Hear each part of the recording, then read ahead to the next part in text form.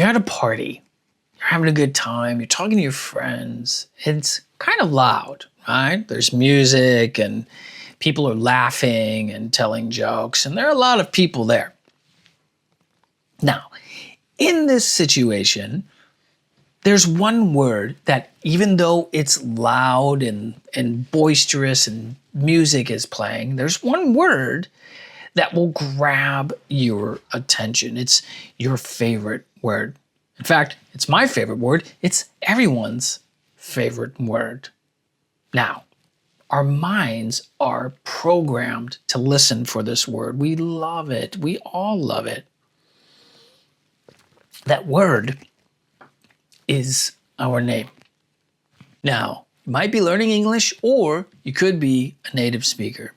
Doesn't matter.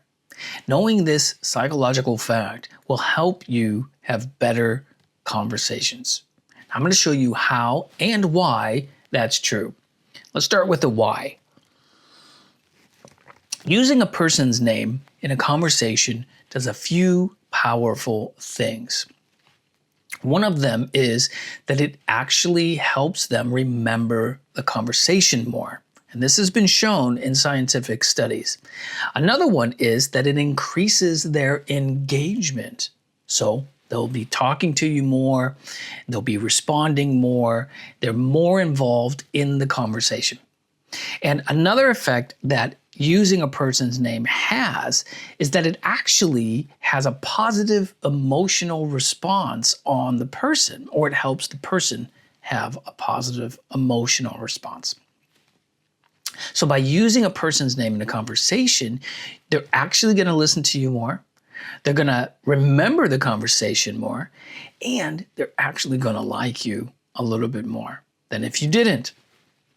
So let's talk about how we do this while sounding natural.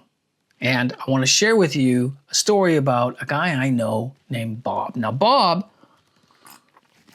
is an amazing businessman in Los Angeles. I've known Bob for probably 20 plus years.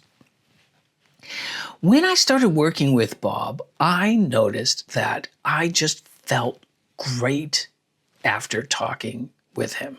And I started to wonder why. So I studied him.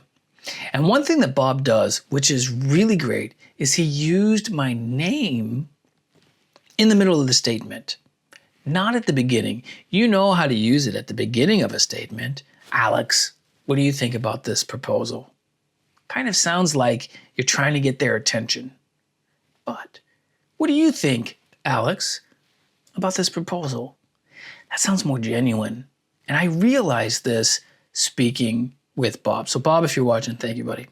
So when we use a person's name at the beginning of a statement, it sounds like you're trying to get their attention.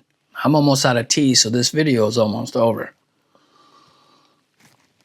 When you use a person's name in the middle of a statement, it sounds a bit more natural and it sounds like you're more invested and genuine.